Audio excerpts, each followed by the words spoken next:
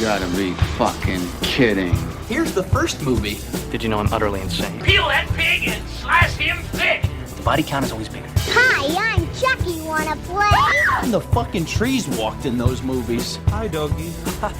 What a story, Mark. The greatest trick the devil ever pulled. It's just like your opinion, man. Life moves pretty fast. If you want your sequel to become a franchise. 37 dicks. In a row? I'm your number one fan. Howdy, ladies and gentlemen. Welcome back to the newest episode of the Wes Anderson Marathon Me podcast series that we are doing. And today I am joined by my friend and co-host, Rhys Marks. Say hello, Rhys. Hello. Hey, everyone. Okay, we're back. We had a little bit of a hiatus just because there were some interruptions, but it was very lovely anyway. Very disappointed, but yeah, we're back. Yeah, I got to talk to Kane's brother about his newest movie. It was great. One day we might talk about it on the podcast, maybe. The Cinematic Universe. Yes, 100%. We need him on at some point. I mean, when we do get guests, yes, we definitely should get him on and all that. He you know that this dude he borrowed my Wes Anderson DVDs and had them for months. For legitimately, like, I gave him, let's see, it was Rushmore, Royal Tenenbaums, Life Aquatic, and I think Darjeeling Limited. And he had them from March of 2020 to only having given them back at, like, the end of December. To be fair, he technically kind of wasn't able to give them to you during, like, the COVID shit and all that. You're gone. That's okay. Yeah, but he didn't fucking watch them. Yeah, that's the dog part, dude. He never even. I asked him if he watched Life Aquatic, and he never watched it. He didn't. He got to Royal Tenenbaums, and that's it. And it's not like that he would have been busy because he literally had a fucking pandemic there, where the only thing that you can do is fucking stay inside and watch movies and DVDs that you have hanging around. Yeah, this has become a Nicholas hate podcast. I introduced him with a bit of love, and then it just got to this. Yeah, what the hell, man? Blood boiling. Like, dude, it happened. It's past. Let it go, bro. let go of the past. It's all right. We're moving on. Yeah, come on, man. Let go of the past, please. It's peace and love all around. Come on, man. Oh, yeah. He's a good man, and he did give them back eventually. Yeah, eventually. I mean, I kind of had to ask him to... I kind of had to tell him... like you told me to tell him, and then but like still he returned them in the end, and that's case closed on that mystery. All I wanted was just a little bit of conversation with him, which was like, how did you like the Life Aquatic? And he didn't have anything to say, but at least today we can discuss the Life Aquatic, yes, which is the movie that we are discussing today. But there remains one form of life about which Captain Zissou knows very little. You're supposed to be my son, right? I want you on Team Zissou. The answer's yes. Well, it's got to be. I'll order you a red cap and a Speedo. Ho! This will be Team Zissou's most ambitious adventure to date. I'm going to go on an overnight drunk, and in 10 days, I'm going to set out to find the shark that ate my friend and destroy it.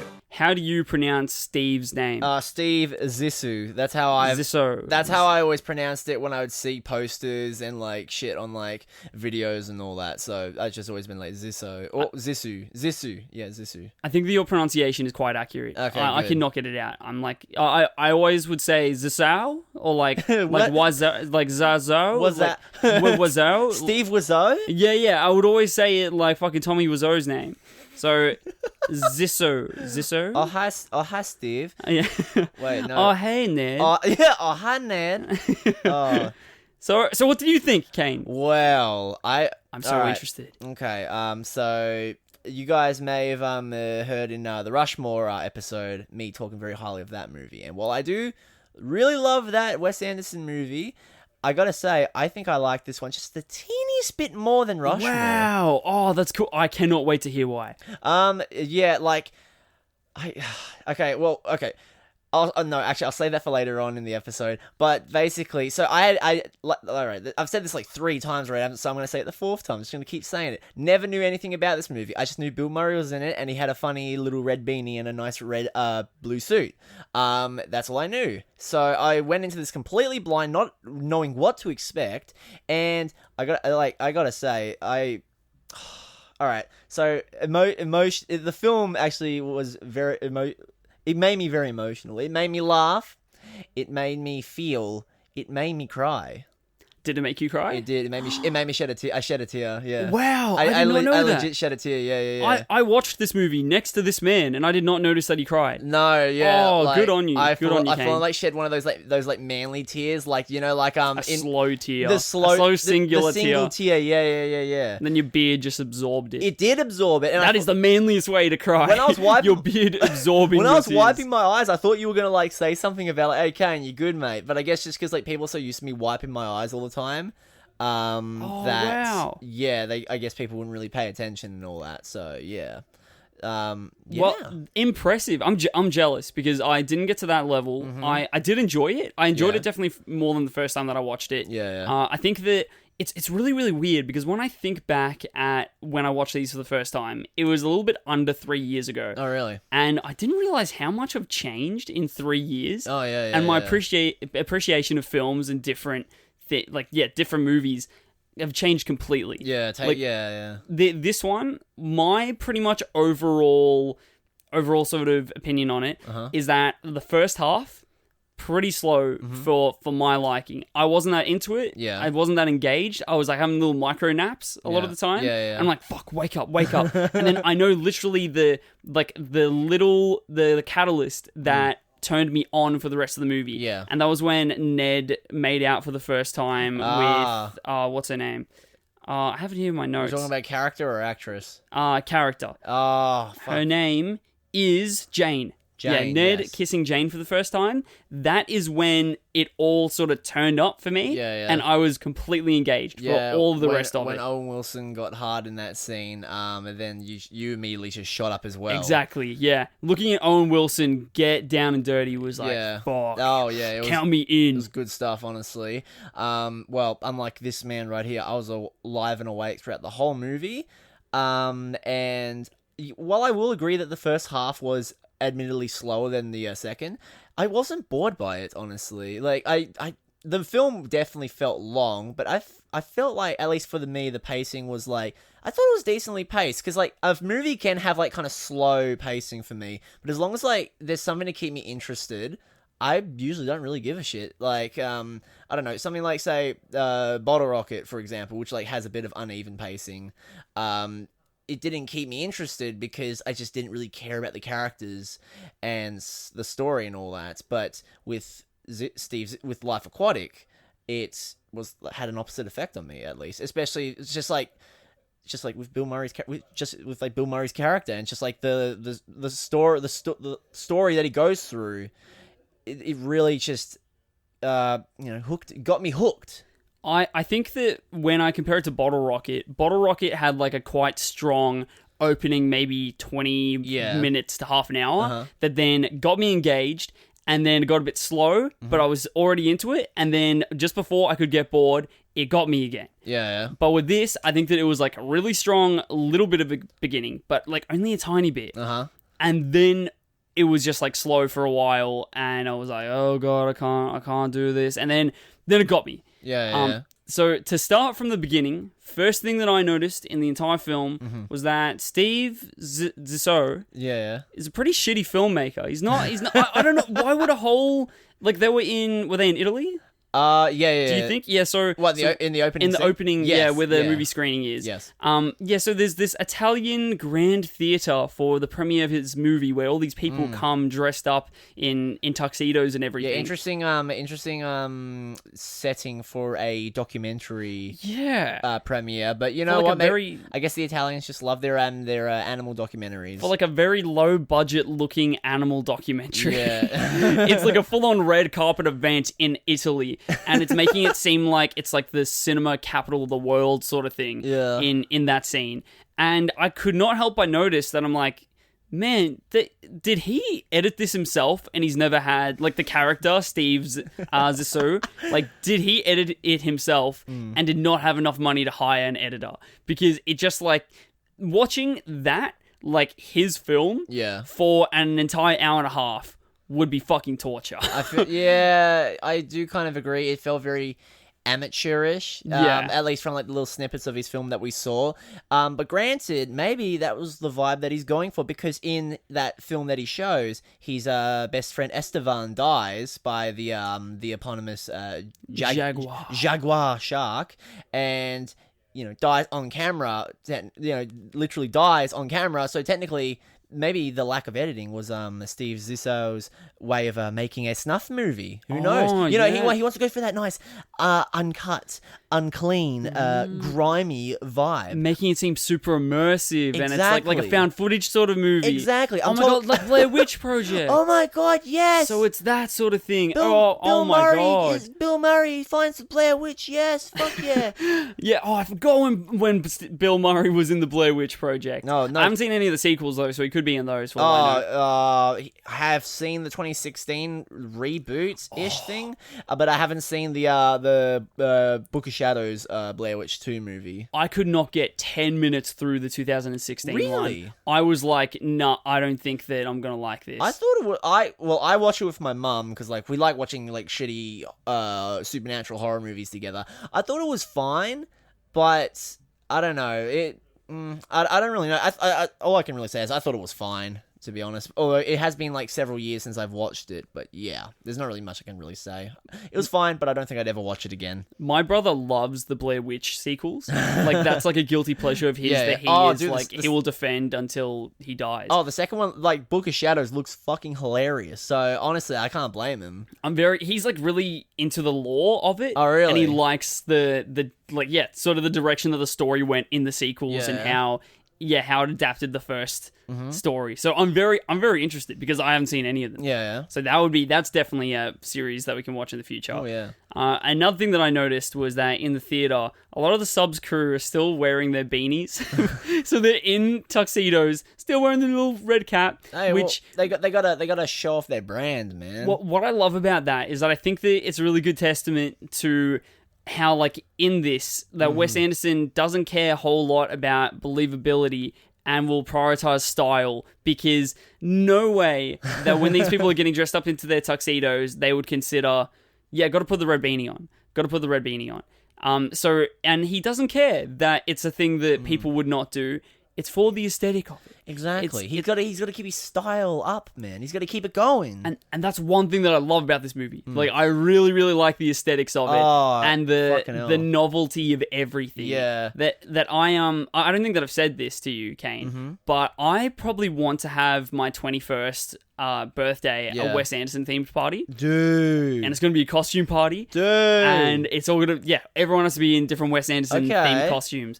And I think that that's a costume that I just want to be present with someone in a, do you know what the ship is called? Like all their crew? They're just called, it's like the Zissou. Zissou Society. This is Zissou Society. Yeah. So just someone as a Zissou Society member. Yeah. I just want to be present around them. Mate, it would be so easy too. Literally just you need a red beanie and then a blue blue like button jumpsuit, up. blue button up kind of suit. Yeah, that's all you need, dude. I should try to dye my beard grey and then wear a red beanie, and I could be Steve Zissou, man. You 100% could. I could do it. You 100% fucking could. Oh, and I could grow back my mustache, and I could be Ned. Oh, dude, that's perfect. Oh my god, that's dude, such I can't be a side character though for my own birthday party. Nah, well, I would have to be like Max Fisher or some shit. Oh, dude, yeah, I reckon you would make a good Max Fisher. I think I totally would. Oh, and someone, a lot of people that would come probably wouldn't know what Wes Anderson is. I was literally going to say that. Like, people aren't going to know what the fuck half these characters are, except maybe Fantastic Mr. Fox, but that's it. Everyone comes as foxes. Everyone comes in their furry fox costume. Jesus Christ. No, I'll come as the villain from Fantastic Mr. Fox, like the cider maker. Oh, yes. Good idea. Just shave my head and I'll grow a mustache and just talk in a very like deep, angry British accent. But literally for like themed parties like that, all you've got to do is just quickly Google search. Oh, fuck it, yeah. Wes Anderson characters. It's not and that... then go, that looks easy. It wouldn't be that hard. Like, especially like, say, doing something like fucking Fuck, what's Ben Stiller's character's name in Royal Tenenbaums again? Was it Andy? No, Richie. It was no, it wasn't Richie. Oh no, Richie is fucking Luke Wilson. Yeah, you're thinking of Luke Wilson's character. Fuck, okay, I just have to scroll up. Yeah, his name is Chaz. Chaz, okay, yeah, Chaz.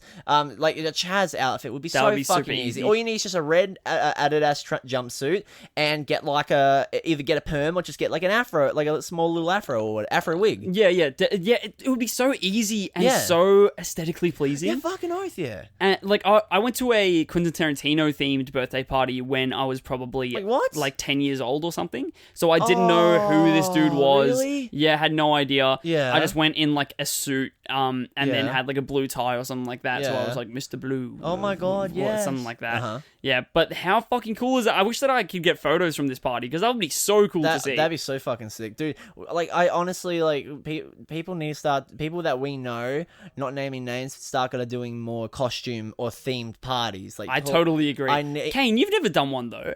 No. You always do have parties. No, and you've never done a I haven't had party. a party. I haven't had a party in a while, but like I feel like when I do, I actually will do a costume theme. Please. I will actually do a costume theme one. I don't know. That'd be so good. I'll just steal my idea. I will steal. You 100% do with the Wes Anderson one. Oh no. I do a Wes Anderson one for my birthday. I'll do a Kevin Smith one. Oh, that would be so good. I'll do a Kevin Smith one. That would be a lot harder.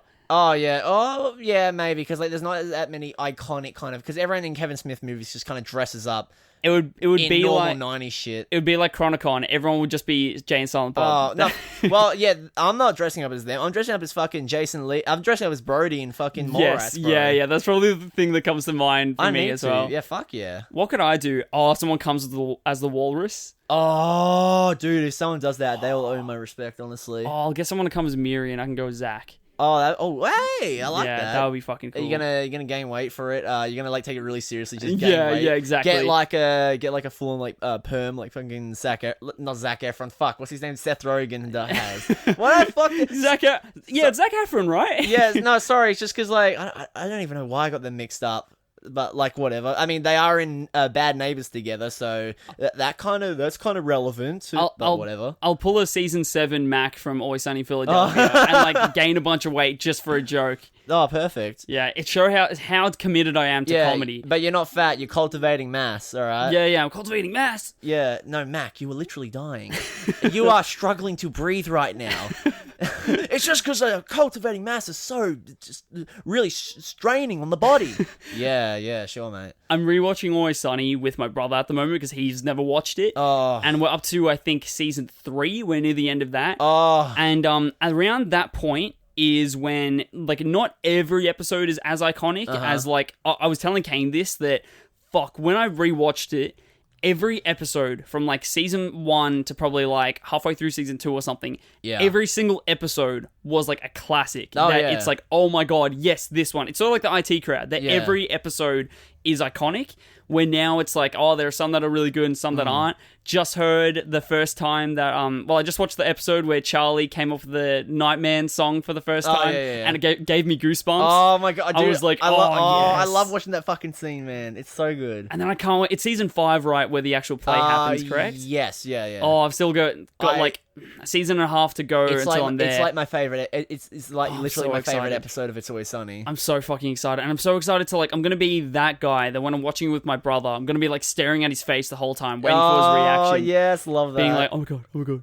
What do you think of that? What do you think of that? Oh, you're not laughing, bro. Why aren't you laughing? Oh my god, this part's really, really funny. Well, watch this part. Oh, I hate that so much. Yeah, nah. Fuck, I used to be so that person. Oh yeah, when I was smaller. I'm somewhat kind of that person, but I'm more subtle about it now. At least I like to think so. Oh, I make sure that I'm actively telling myself not to do that. Yeah, good man. Like when watching these Wes Anderson movies, I'm trying so hard not to be like. I think I even did it once today where I'm like, Kane, pay attention, because when the pirates were coming to the ship for the first time, and I think that you were putting a note down or you were saying something, and I was like, Kane, look, please, please, something cool's about to happen, I swear. Yeah, and then like the fucking color change. Oh my. Yeah. That scene. man. That was beautifully done. We'll get to that in a bit. Yes, we shall. Oh, okay. So from here, I also I noticed near the beginning too is that isn't it cool that we saw the roots of Wes Anderson's stop motion animation? Yeah, I know. And the little animals everywhere. I just want to say I love the his choice to make all the animals stop motion. Very cool. Like there was he didn't have to. It probably put a bit more of a strain on like the movie the making of the movie, just because like stop motion is difficult as fuck. I have a lot of respect for people that make stop motion shit.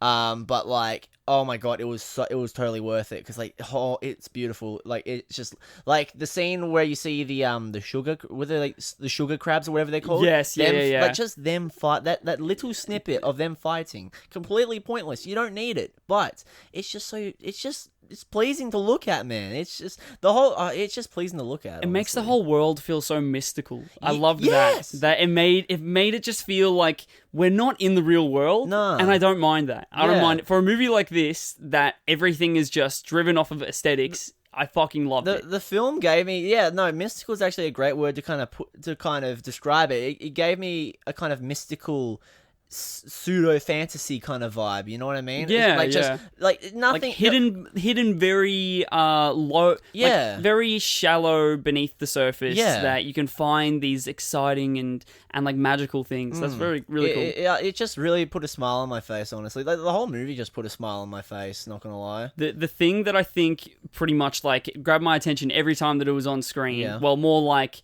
in the wavelengths around us with the audio, was this Portuguese David Bowie covers. Oh, that photo.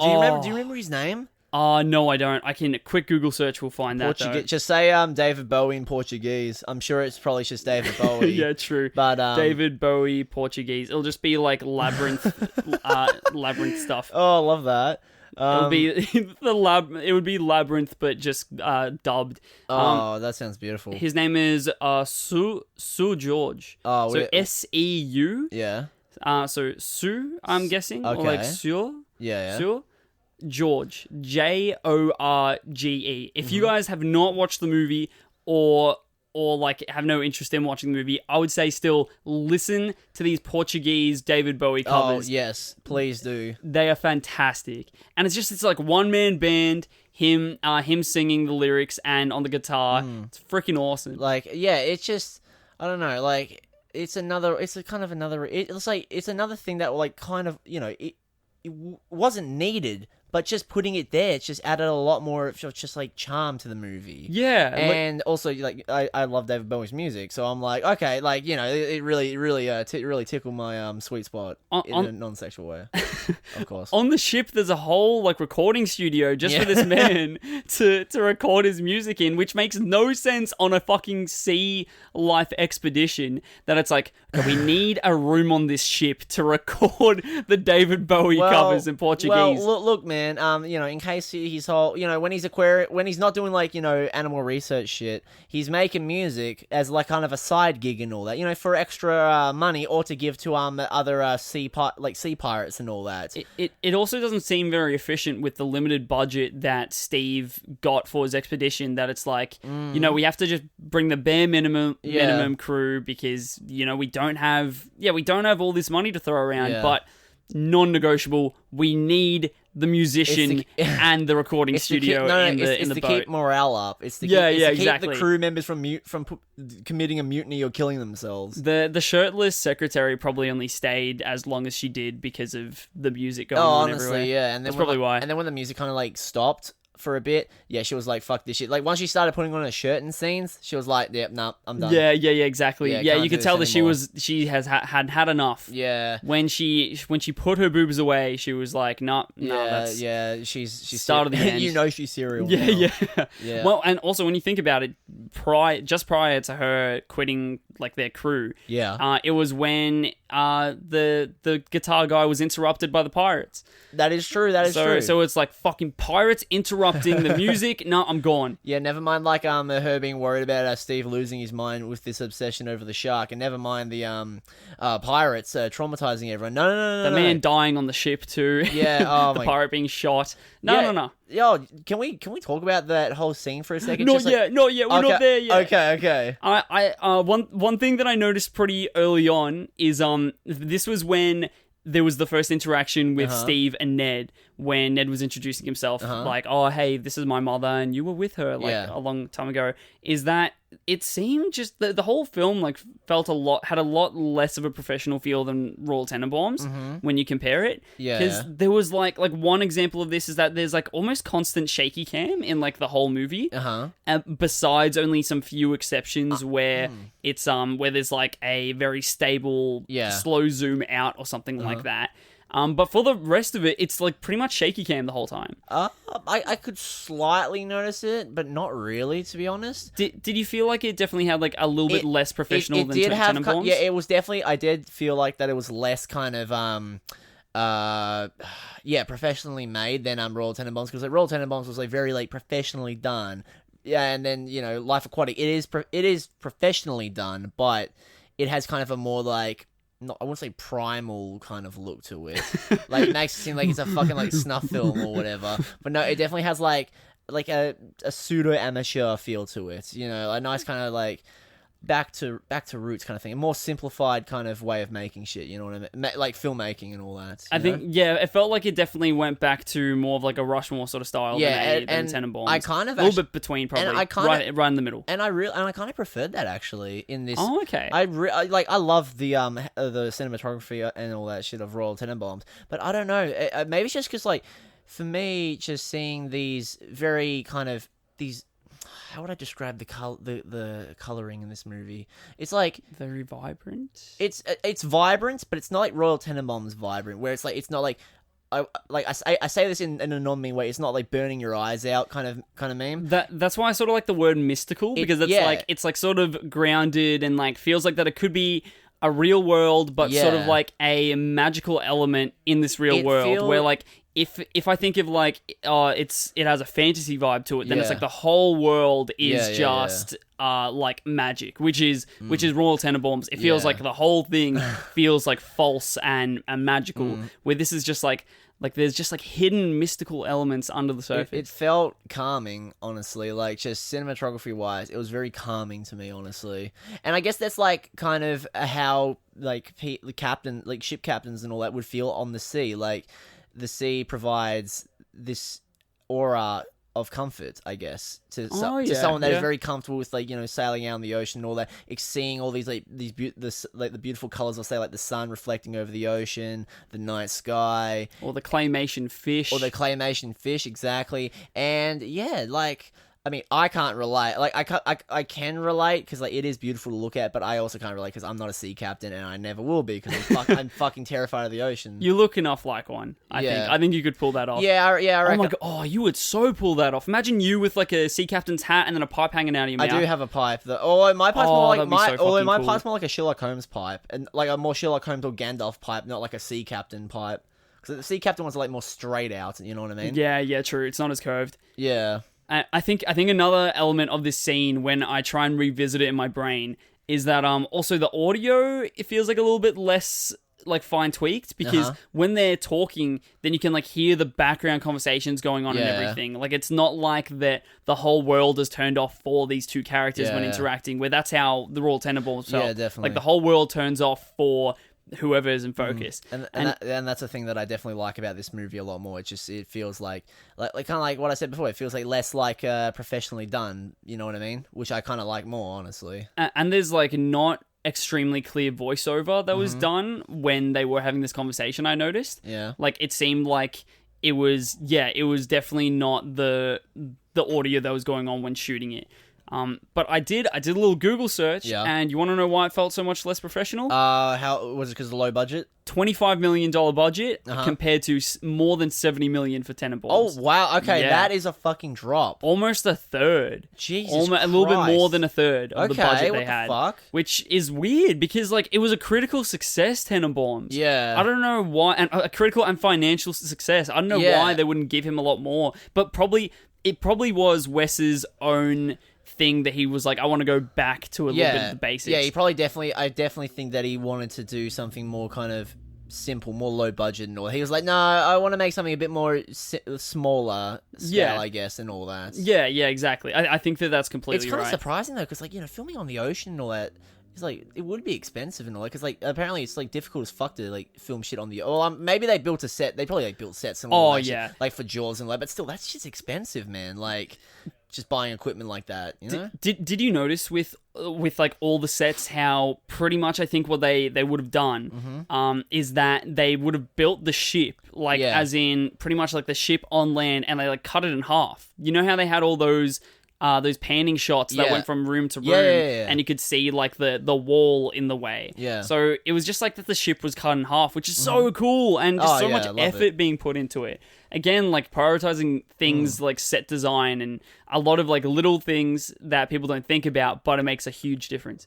So the man still got his touch after like 4 movies in. He's still got that touch, and he better have it for the rest to come. Oh, he fucking better! I'll tell you what. And To get back to the secretary, who was always topless. Yeah. Didn't realize that she was always topless until around halfway through her thing. I think that you said that you noticed her. I pointed it out straight. I noticed it straight away because I was just like, oh, whoa, because like it's just like when Zissou was introducing the crew, and the first shot of her is just with her tit out, and I'm like, whoa, okay. I did not notice the tit, but then I did notice the second one, where it was, she was just sunbaking on the beach. Yeah, and I was just like, whoa, did you see that, Kane? And he was like, nah, what are you talking about?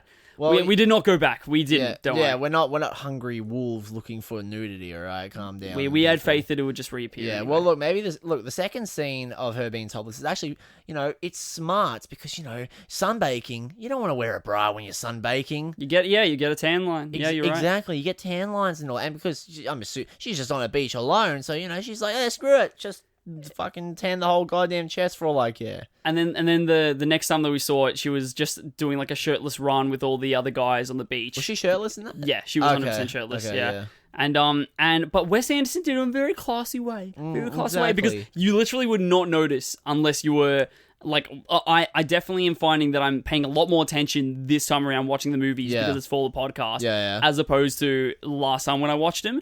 Did not know that there was a shirtless secretary in the movie beforehand. And I was like younger and probably thirstier as well at that point, and would have like that would have stuck out like a sore thumb for me then. And now I was like, oh, okay, I didn't even know that was there. Yeah, you gotta have a real keen eye for these Easter eggs. Yeah. Wes Anderson loves his Easter eggs, bro. It's like Quentin Tarantino and his feet, bro. Like honestly. Yeah, Wes Anderson, he's so strange. He's a man who likes tits. Oh, he's gotta hide them in his movies in plain sight. Ooh, cheeky boy. When Ned was introduced as a member of the crew and he was like given a gun by Steve, I remember thinking, I wrote a note down being like, why the fuck do they need guns? And then I was corrected when the scene came up where the pirates came out of nowhere. Yes. I mean, I was actually kind of thinking, I didn't really say it out loud, but I was thinking, like, why the fuck do they have guns? Aren't they, like, if they're, hunting, if they're looking, if they, because they're like wildlife, they're studying wildlife and all and doing like documentaries and all that. A pistol, you don't I doubt they wanted to kill any of the animals, and 2, you don't really bring a pistol when you're say hunting for sea creatures and all that. It's just pointless as fuck. I was very confused. But then when the scene of the pirates invading the ship happened, I'm realizing, okay, yeah, because when you go into uncharted waters, there's always the danger of fucking pirates coming in. We think that Steve's this crazy paranoid man who's given all of his crew guns, but really he's the smartest one out of all of us. Exactly. He's precautious. He has all the right tools that is needed. He arms all these boys up. Exactly. Always make sure that someone is on lookout. But then the whole reason that the whole freaking invasion happened was because Ned was distracted by Jane. Naughty Ned. And I didn't really like Ned's character that much. Really? I liked him. I think that his accent, his Kentucky accent, was a bit over the top for me. I didn't really into it. I actually kind of preferred it when I actually liked it, to be honest. I don't know why it felt.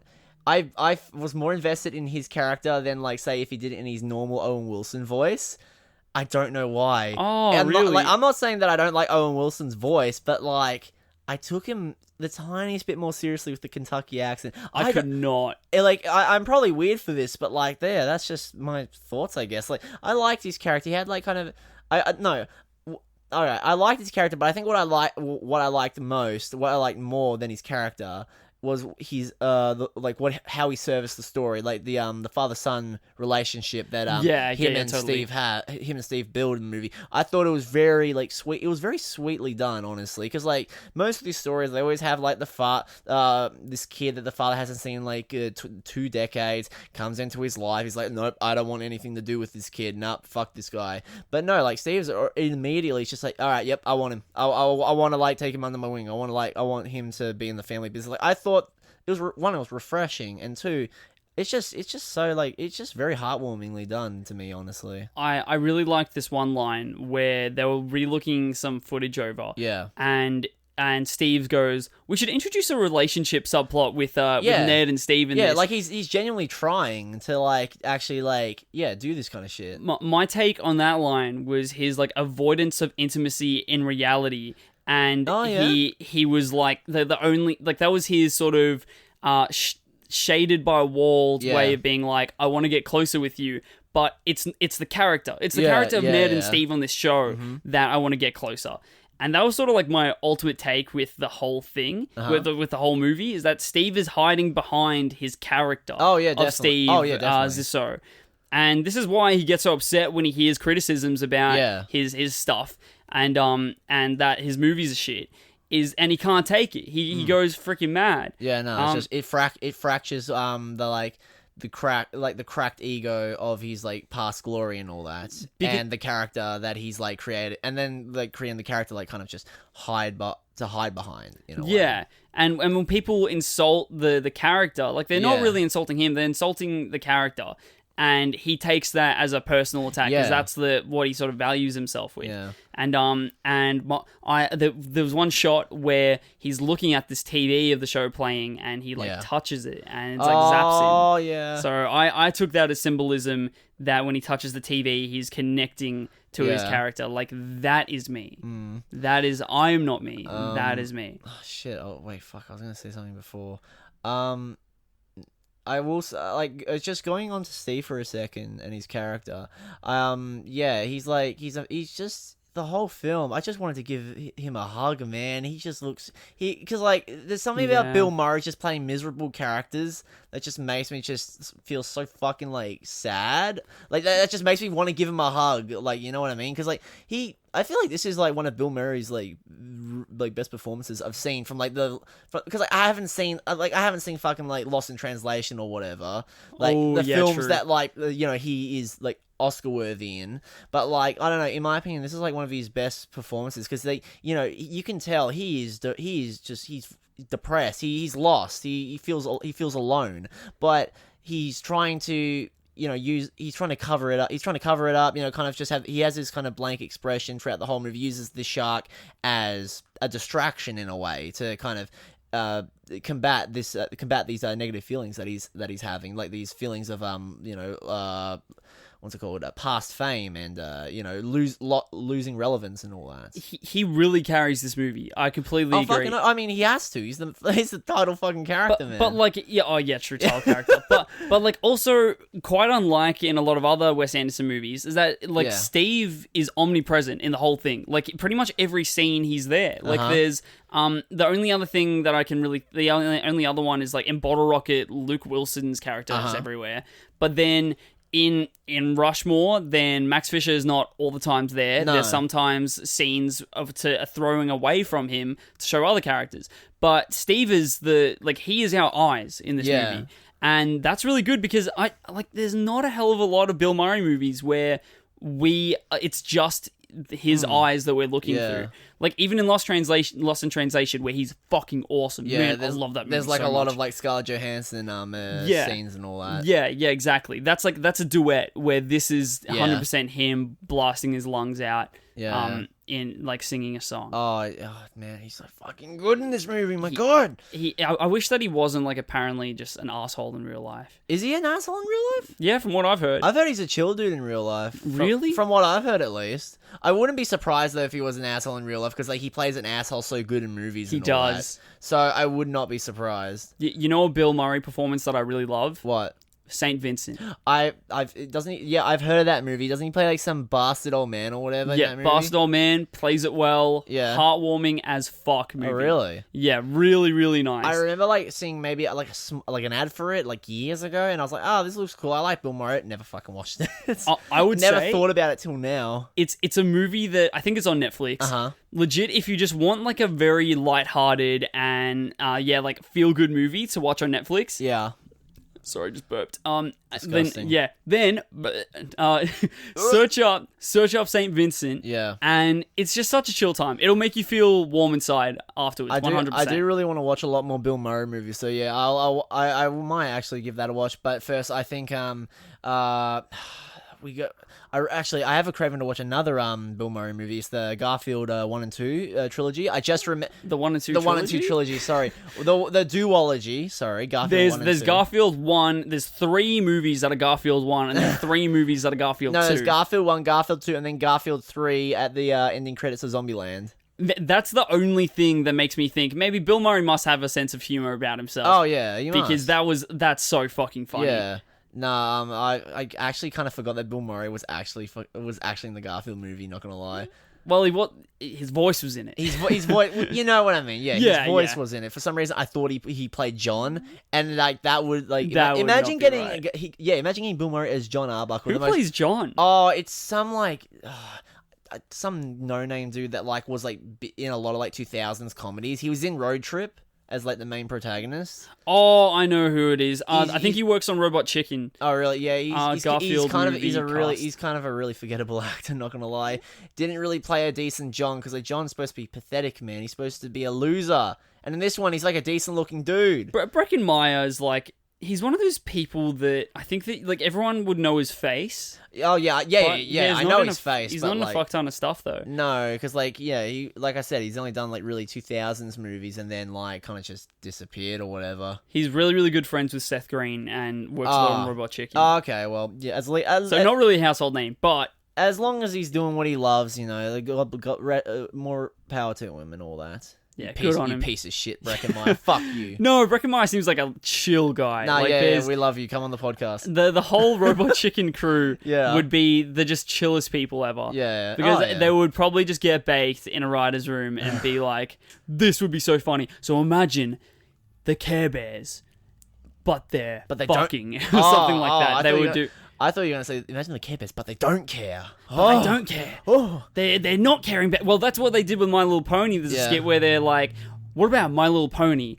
But they're the 4 horses of the apocalypse. Imagine that. Dude, I haven't watched Robot Chicken in fucking years, bro. I used to watch that shit. I used to watch that shit religiously, man. I don't think I would be able to watch it now. Oh really. no, I would not. I don't think I would find it funny, but I wouldn't be like, you know, LOL XDing like I would when I was like 13. Those are my favorite things to rent at Blockbuster or the Robot Chicken seasons. Rest in peace. Yeah, I know. Rest in peace. Rest in peace, everyone. See, Family Guy was my favorite thing to like watch at like that young, edgy teenage. You know what I mean? Being like, oh, swear words. Funny. Yeah, and then like rewatching it, I'm like, oh no.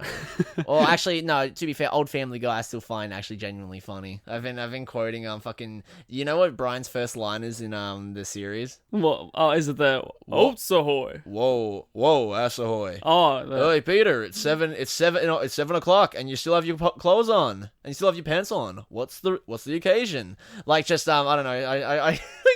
I kept going back to that clip and just watching it because I just found it the funniest shit ever. I don't know why. Oh my god! But I don't know. Were you extremely drunk at this point? No, I was completely sober, man. I just find I find shit really fucking funny. Like, I find shit that like a stoned person would find hilarious. You know what I mean? That's what everyone wants, though. That's why people get stoned, so that they find everything like that funny. Yeah, I wish I knew what that was like. Oh, yeah, never would have experienced that. Never.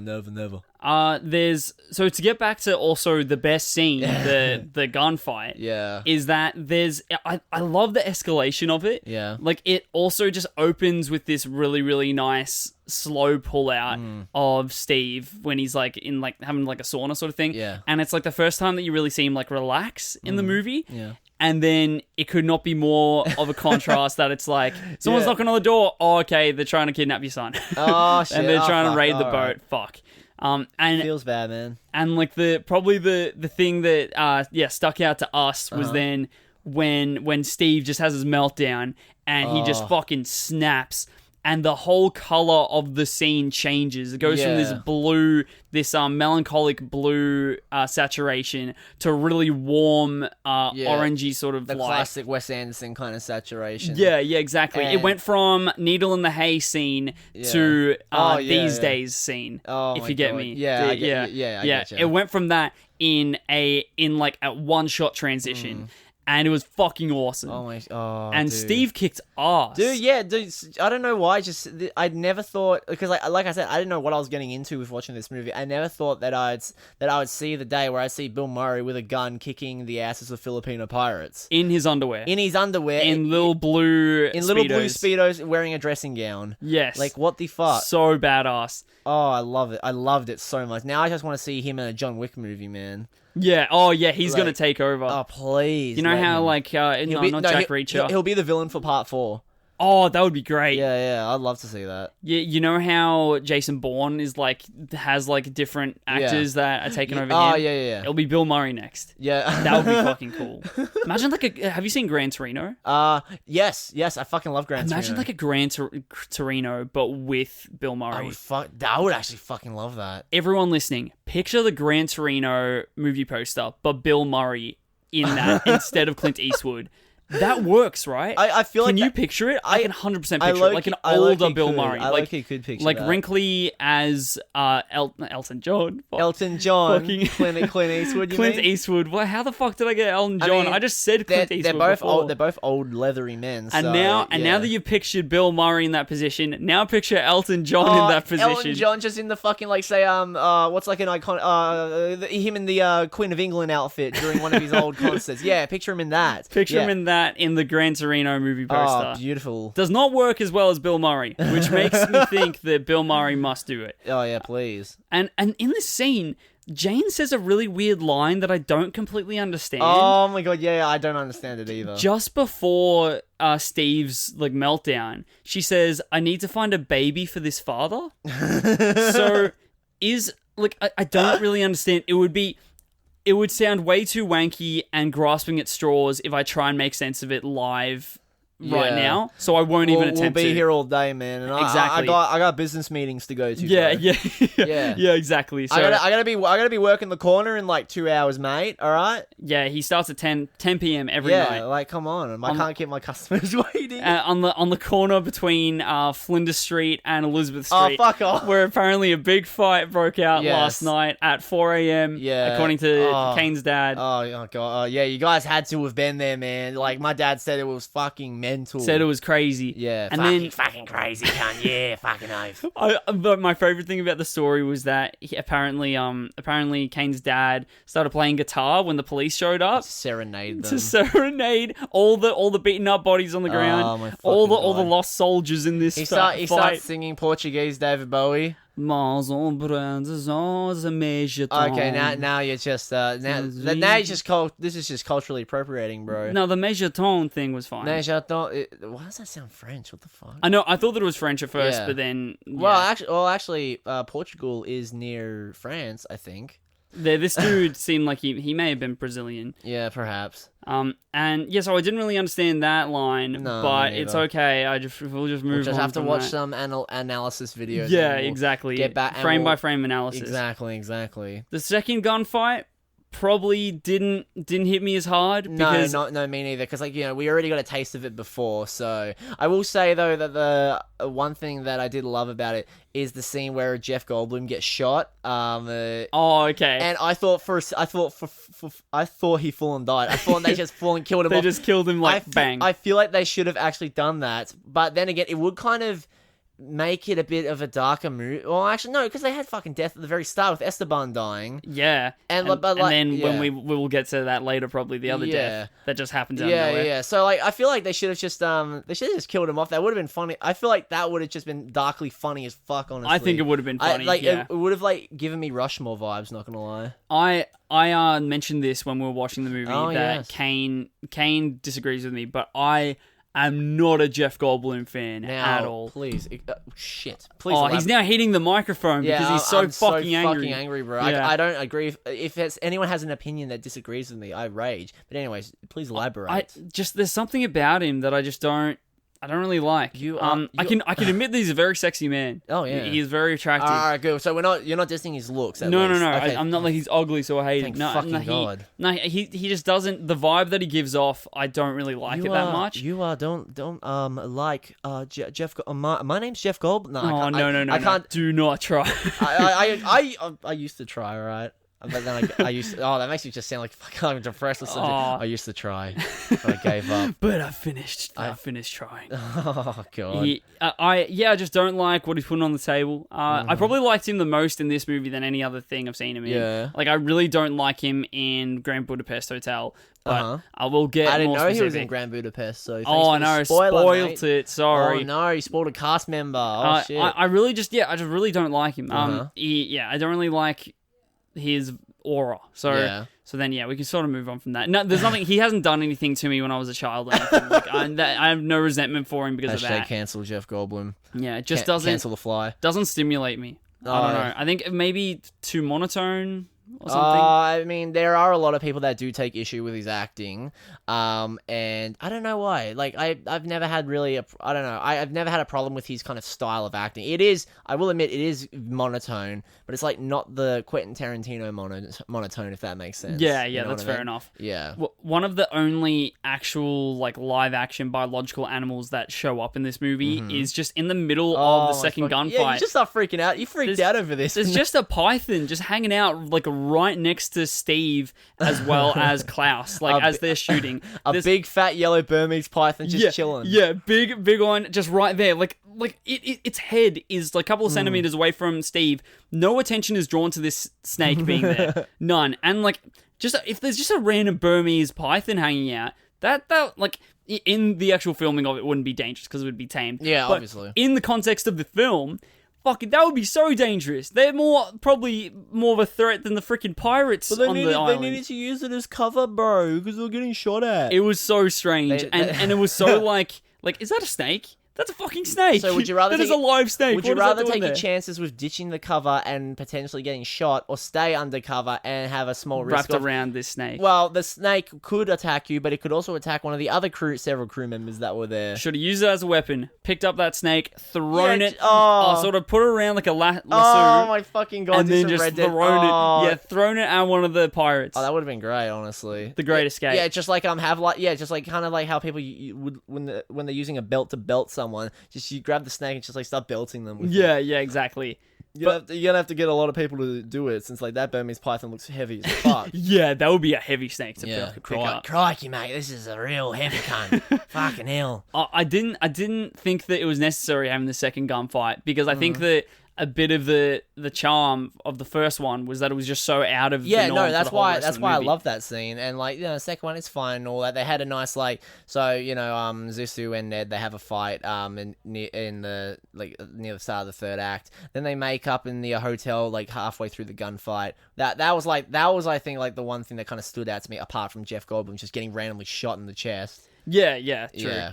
And then when they made up, then Ned just died. Oh my fuck, dude. Did you see my face? Yeah, like Kane was like, no fucking way. No way. I was lying down on the couch. I full on, like, because I actually was going to make a joke about it. I was going to like, yo, is he going to die, bro? Like, I was going to make an observation or a joke, just being like, yeah, lol, he's dead or some shit. But I'm thinking like, nah, they wouldn't do that shit. They're going to like I thought she's like, oh, his legs are crippled, he'll be alright.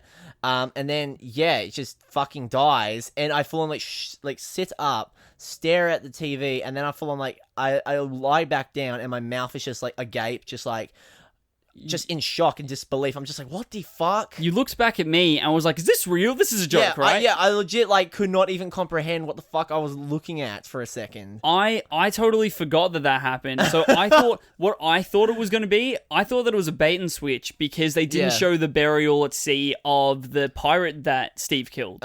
So I thought that they were doing the burial for that pirate. And then it was going to, like, be like, oh my god, Ned's dead, wow. But then it pans over to him in a wheelchair. Like, that's 100% what I thought was going to happen. Or it's like, like maybe 30 seconds later, it then cuts to a shot of him lying in bed being like, oh, I'm feeling so sick. Like, I did not think that he was going to actually die. Fucking believe.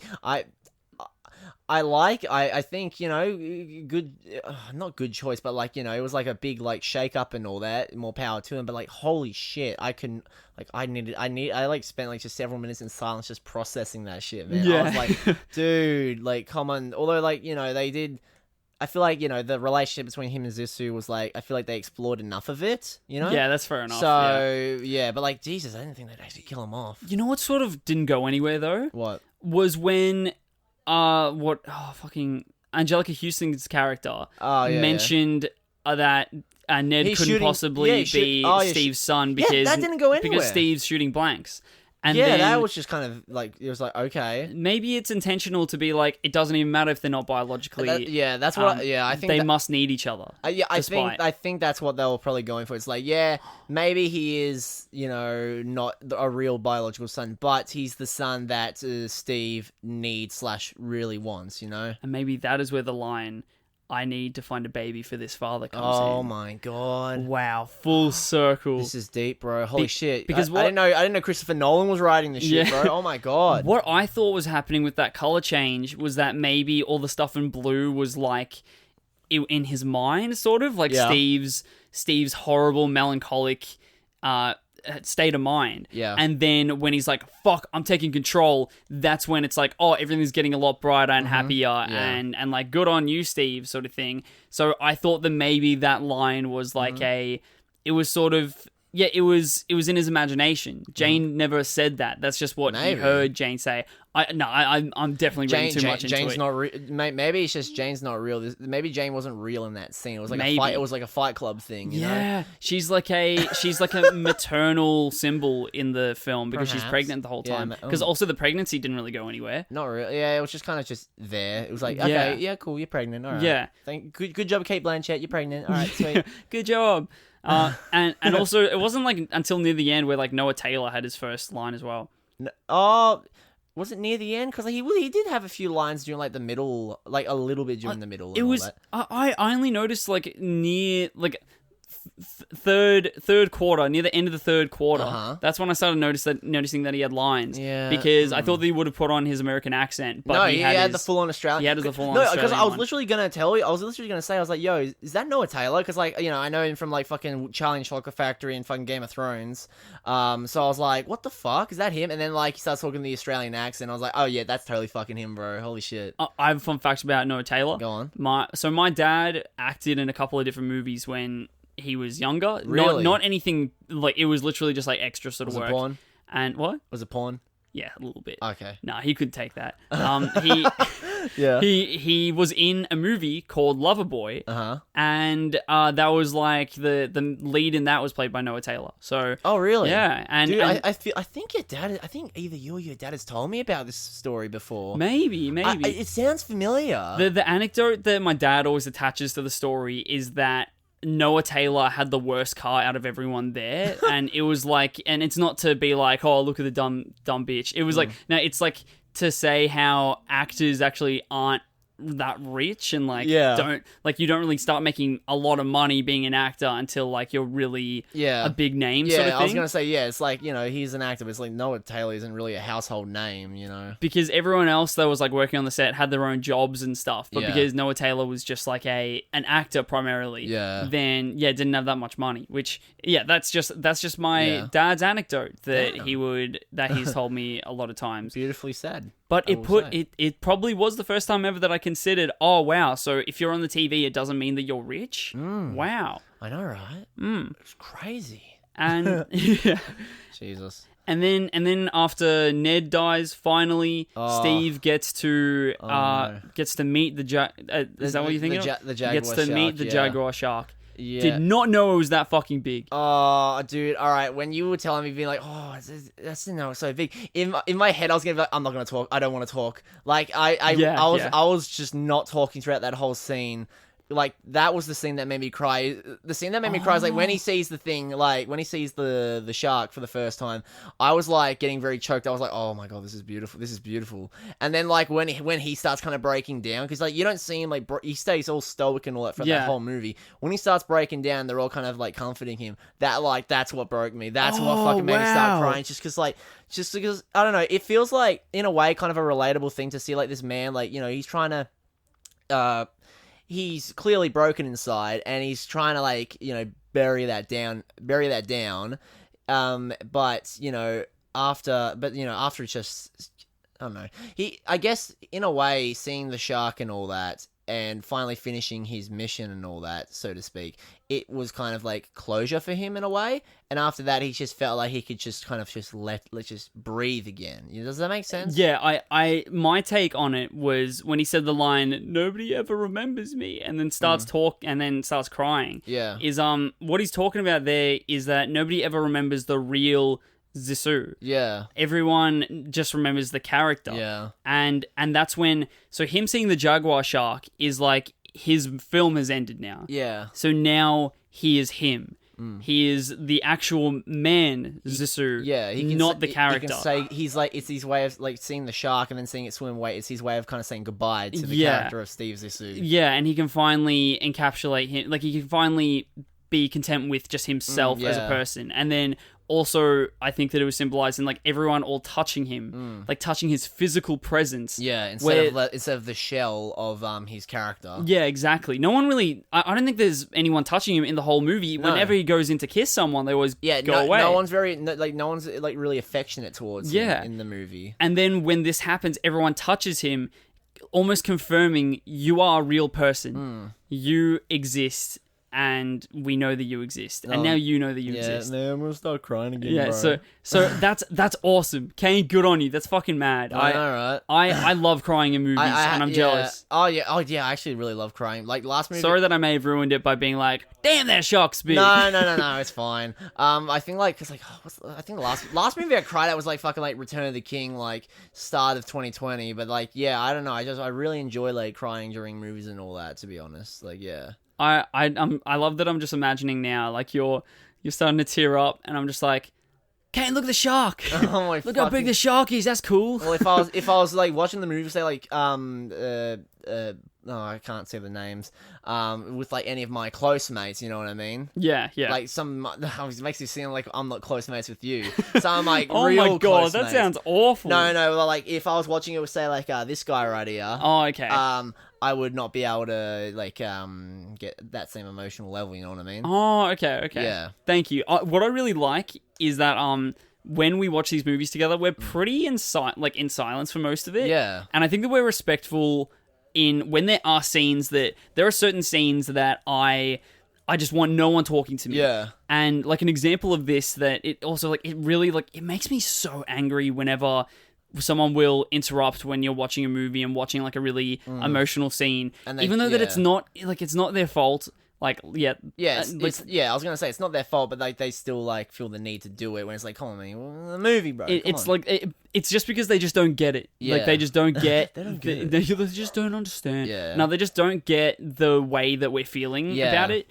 Like a classic, an example of it during this movie was when what was the song? It was when Ned and Steve interact for the first time, and then Steve is walking on the boat, and then the David Bowie song is playing. Life on Mars. Yeah. When that is playing, I remember my mom was like, Rhys, look at my Facebook. I got logged out of my Facebook. And really? I was like, Mom, please, please. I could tell you were very like annoyed. I was at like, that point. I'm sorry. I'll just look at it later, please. and then when she like walked off, and she was really respectful. She's like, oh, I'm sorry. God bless her. Yeah. And then like when she walked off, I was just like, fuck, why am I so like angry about this now? I hate how angry I am. And I then got thinking about that. And you know what I think it is because it puts you in a really emotional space. Yeah. So then all your emotions are really elevated. Yeah. So a slight annoyance is turned into, oh my fucking god, you've ruined this for me. I know. This is ruined and I can't imitate this again. I can't just go back and watch the scene because then it's isolated and not where it should be in this film. Yeah, it's fucking irritating as. So yeah, that's my take. But yeah, sorry. and it sucks because I'll be very rude and I hate when I'm rude and I know I am being rude. And I'll be like, fuck, now I'm angry at myself more than I should be. Oh, and it just gets exponentially worse and worse. But anyway, that's just me going on a rant. Then he starts slapping his head, like, stupid. Yeah. Like, you know, I try to tell him to stop, but like, you know, it's like, it's better to just not restrain him. Just like, let him just tire himself out. Just word of warning, if you guys ever, like, you know, we do fan meetups and all that shit. If he starts doing that, don't touch him. Just don't touch him, please, okay? I'm serious. Like, he will hurt you. Did you find that there was an absence of a particular actor in this movie? Yes. Luke Wilson. Oh, well, yes, but I had someone else in mind. Oh, who? Kumar. Oh, yeah. It's the first Kumar movie, and I don't think that Kumar's going to be in any of the rest, unfortunately. Yeah, that's true, though. And I was thinking, oh no, is it because he passed away? But no, he still had a good 9 years of life after this. Maybe he retired, I reckon. Yeah, maybe he just retired to have 9 years spending with his family. Either he retired or maybe him and Wes Anderson had a falling out. And maybe. It's like, fuck you. Oh no, it was such a little phrase that you just said so that you can't put an accent on that. Exactly. So like, yeah, Kane wasn't doing an accent. No, I was there. not. You're dreaming. You're lying to yourself, bro. But yeah. Yeah. But he has his own little trilogy at least. Yeah, Kumar trilogy. God bless him. That's how we're gonna split up these Wes Anderson movies. Yeah, I love that. No, I mean, like, yes, Kumar not being there, very sad. But Luke Wilson also not being there, very sad. Very, very sad, yeah. And, you know, I don't know, when the hell I don't even know when the hell the next, when the hell Luke Wilson will be in the next, Wes Anderson movie. Because I don't think he's in Fantastic Mr. Fox. We'll have to see tomorrow. Yeah, I guess so, yes. I have two final things that are like just closing notes from me. Is that Klaus is the fucking bomb. Willem Dafoe's character. I fucking love Willem Dafoe, man. Like, he's so great in everything. Oh my god, yeah. Like, yeah. He's just a likable dude. And you forget how funny he is. Yeah. He's such a funny guy. I know. So he was so good in this, and also another thing that didn't really need to be there. It doesn't really serve a huge purpose. But it's just great. Just adds to the atmosphere. I know, right? What's it called? No, I forgot what I was going to say. Oh, no, that's okay. It was something about Willem Dafoe in Antichrist, but I don't remember. Something about, like, blood coming out of a certain part of his body and something. Yeah, I don't know. His nostrils. Yeah, the blows his nose. Nosebleed. Oh, fuck. Yeah. Oh, I hate that shit. But anyways, yeah, I don't remember what I was going to say. Like, yeah, so don't think that was what I was going to say, because I wasn't going to talk about nosebleeds and all that. Wink, wink. And also, this DVD, the Life Aquatic with Steve Zissou DVD, was the hardest one to find in my collection. I was able to find it at... Have you been to the secondhand book and DVD store at Mooney Ponds? Like near Mooney Ponds Junction? Well, at Mooney Ponds Junction? No, I don't think so. It's a very interesting place to go. And if it's a very, like, you'll find very... strange, unique things there. I feel like this is a place that we've been to before together. I think that we may have. Yeah, it sounds familiar. Like, does it just have? Is it? No, I can't even describe it really. But I feel like maybe it sounds like I'm picturing it right now, and it sounds familiar. Feels familiar. It's a very interesting place to go. Totally recommend it. Next time that we go to Mooney Ponds, I'll show you, and you'll probably be like, "Oh yeah, been here before." Please anyway. do. Wait. Before we because I'm assuming we're almost done, yeah?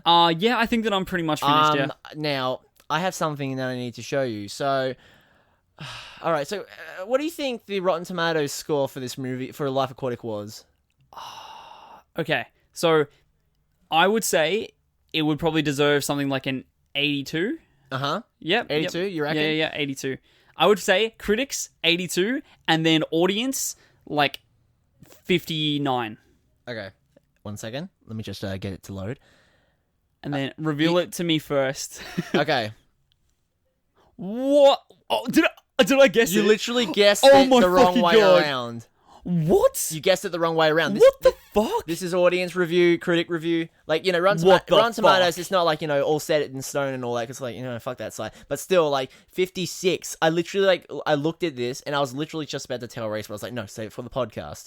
Thank you. And I was genuinely really fucking angry when I saw it. What the fuck, critics? I know, it's so fun. Like, it's got, like, 7.3 out of 10 on IMDb, which is, like, whatever, but, like, still, like, come on, man. 56%. I know. I'm surprised with how close I got just the other way around. I know. Like, I can't believe that I actually got 82. Did I say 82? You said 82, yeah. Fuck, and then 59. Yeah, you said 59, but still, that's really scarily I thought, like, that you had already seen the reviews. I hadn't. Or some I shit. literally just guessed.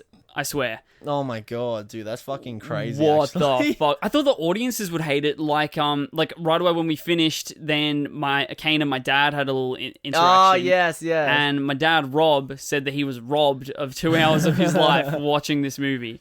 Mate, 2 hours of my life were blessed, bro, watching that movie. And he like, Dad was getting like angry thinking about it. He was like clenching his fist and like raising it. Him and I were movie. about ready to get into a brawl over our differing tastes. And I am so happy that you liked it. Oh yeah, I'm fucking happy that I liked it. That's so fucking cool. I thought that you may have hated it at the start. I thought that I was going to think it was okay. I thought it was going to be like maybe a bottle rocket situation. No, I thought actually it was going to be like a roll of Tenenbaums thing. It was good. I enjoyed it. Not my favorite, but I still thought it was really good. But yeah, like this one, just like, I don't know, it just hit me different, man. I really liked it, but I did not think that it was very consistent all the way through. Like the slow parts, I did not think were that great. Did not like Owen Wilson's character.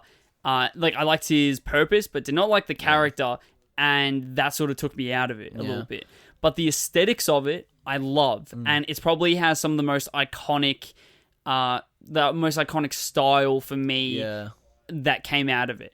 One side note that I would also like to say is that there's a scene where Steve has his own like Zissou shoes. Yeah. That he gets. Oh yeah. And I'm not sure if I already said this to you or not, Kane, but I think the Converse should 100% have like a Wes Anderson line. I feel like you have said this before, and I 100% agree with you. Maybe I've already said it on the podcast. Sorry if I have, but how fucking cool would that be? I would love that shit, man. And I thought this previously, and then I saw the shoes, like the Zissou branded shoes in this, and I'm like, bro, well, there's your first design already. It's already been made. Perfect. Like, honestly, I would love to get, like, some Zissou shoes or, like, some fucking Fantastic Mr. Fox shoes. Or Rushmore shoes, man. Oh, I would love some Rushmore shoes. I think that I would like some Richie high tops. I mean, no, like medium tops. Yeah. So Richie from Royal Tenenbaums, and it has, like, his headband around your ankle. That would be pretty cool. I think that would be fucking mad. We should just, like, start becoming, like, shoe designers, man. How cool would that be of a job? Get, like, a high-ranking job at Converse and then, like, pitch the idea. That would be so cool. All right, well, I guess... We would probably have to study graphic design, though. well, you got 12 years to waste. Isn't your girlfriend studying design? Oh, it's more or less more so a minor. She's majoring in political shit. Oh, cool. It's more so she's more so business shit. Oh, okay. Yeah. Oh, that's very, very cool. Yeah, like politics and business. Yeah.